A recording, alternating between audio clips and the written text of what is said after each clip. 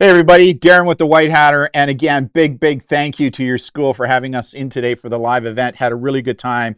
Unfortunately, time gets short, so we can't answer all the questions. So we are now going to answer the questions I couldn't get to here on YouTube with a live recorded YouTube. So let's get into the questions that were asked that I couldn't answer because we just ran out of time. So here we go. If you use a fake email, can people still find you on social media? The answer is yes, they can. There's, as an online investigator, which I am, I do that all the time to help identify individuals. So the answer is yes. Next one. How do you start coding? You start coding by taking a basic coding program. And there's a variety. Like Canada Learns Coding is probably one of the better places in Canada that I recommend to take some coding courses online. And it's not as hard as you think you are. And some people just love it. I say to people, like, why play video games all the time when by learning coding, you can design the next billion-dollar video game, right? Because it's coding that builds video games, right? So learning how to code is not as hard as what people think it is. Next one. Can companies price universities see your past search even if they aren't deleted from your history? No, they can't see your search, but what they can see is things that you're posting online, right? And so what happens is a lot of you are posting so many things at younger ages that you forget about them as you get older, and some of those pictures can come back to haunt you. That's why at your age, in middle schools like the students I'm talking now, now's the time to go through your social media and have a look at these pictures and things that you're posting and asking yourself, how would I feel if a college, university, or employer or my parents saw it? And if you think there's an issue, delete it now. Because by deleting it now, it's going to make it much harder to find as you guys get older and graduate from high school. What's the dark and light web? The light web is the smallest part of the internet. So think of an iceberg. I use that analogy. The tip of the iceberg that everybody sees, that's the light web. That's what Google and other search engines index. The dark web is what you don't see below the water of the iceberg. It's the biggest part of the internet. A part of the dark web, the dark web is the dark web, right?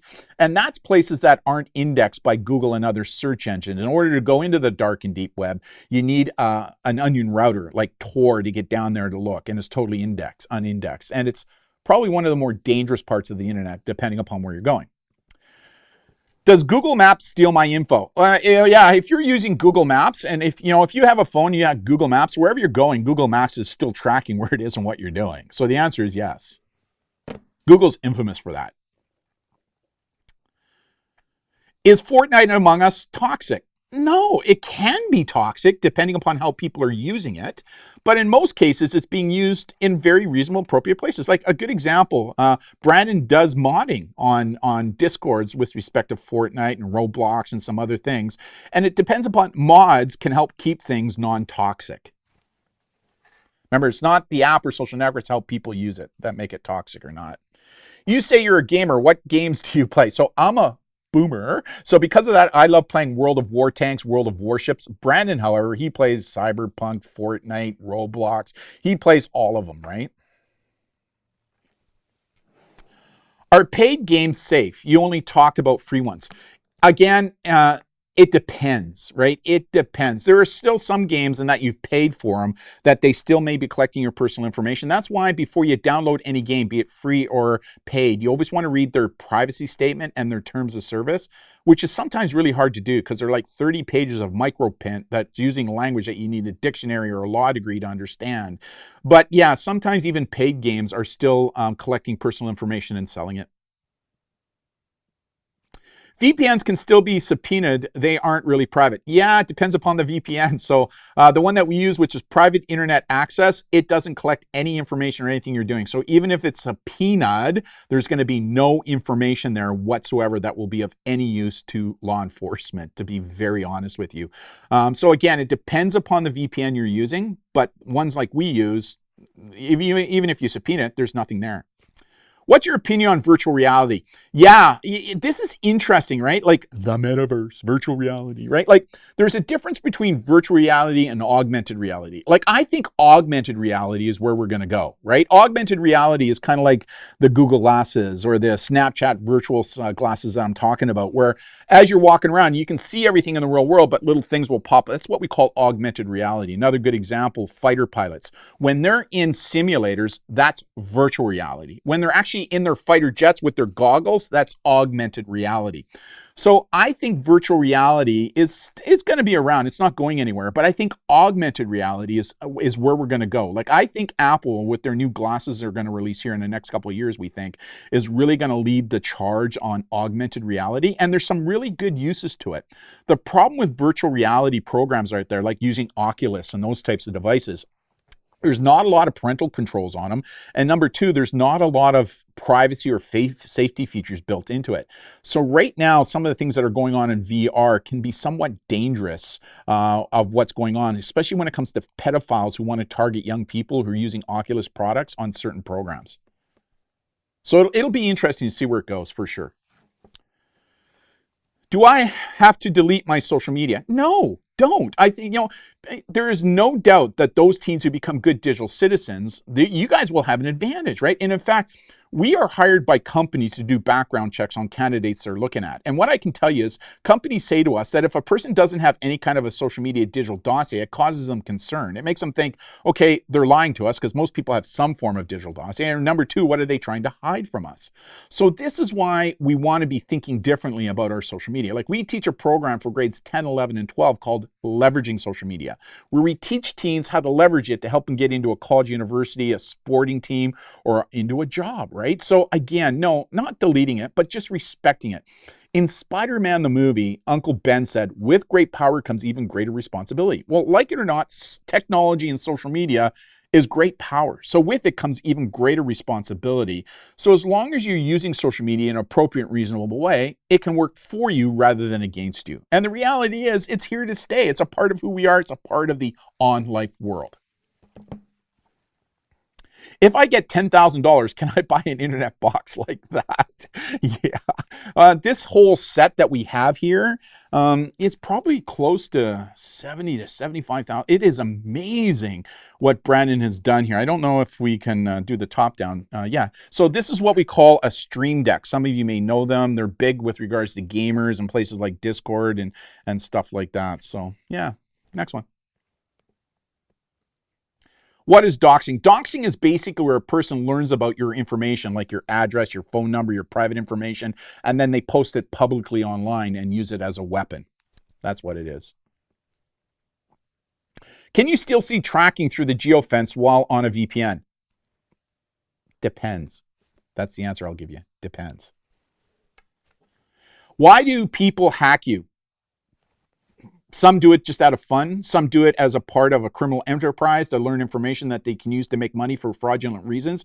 There's a whole variety of reasons why people will do it just because they love hacking other people and making them feel uncomfortable and make them feel bad, which is really sad, right? Like, there's all kinds of reasons they'll do it.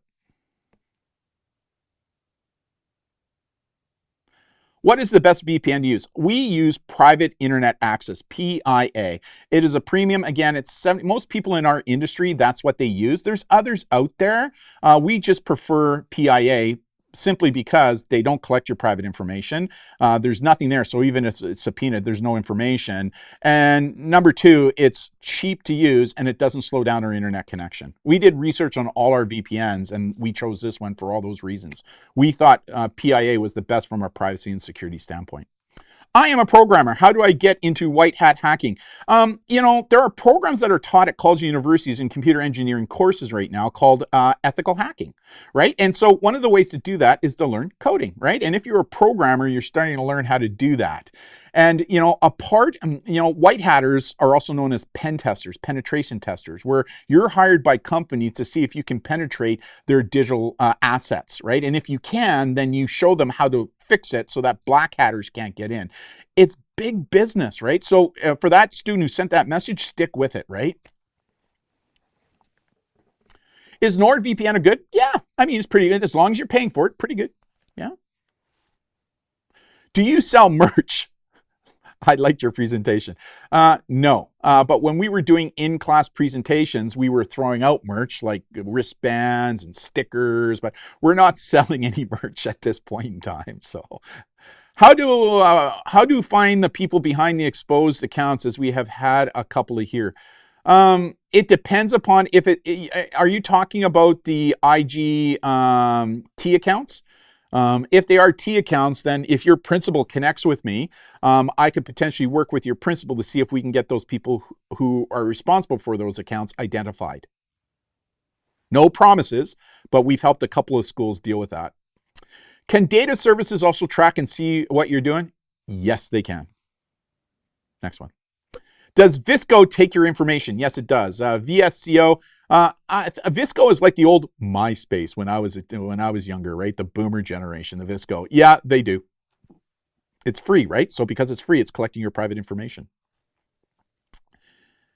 Is it important to use different passwords? Yes, it is. I mentioned that in the presentation. Why? Because if you're only using one password for all your sites and your password now becomes available, all your other sites are now wide open and vulnerable. So having different passwords for each social media site and app is important, but it's, again, hard to remember what they are. And that's why LastPass can be a lifesaver, because you can put them all in there so that you never forget them. With one push of a button, it will immediately load it for you and you don't have to remember them, which is kind of cool, right?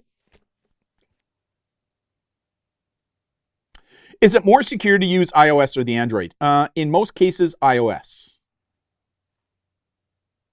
Just being honest. Does updating your phone also apply to updating your computer? Is Windows 11 more secure? Yeah, 10, 11 are kind of the same, so probably not. But, one of the things I say is before you update, especially any kind of software onto your laptops, is maybe wait a couple of months, because usually when new software comes out, there's bugs out there. And so usually after a couple of months, those bugs get fixed, and then you should upgrade. So yeah, upgrading phones and computers is an important thing to do. Can gaming consoles take your information?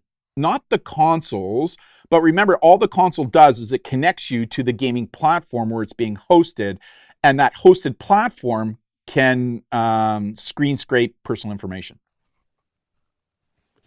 What do you do if you get a voicemail in a different language? Yeah, that happens. I get that on my phones. Block, delete. Block, delete. Do you have Insta?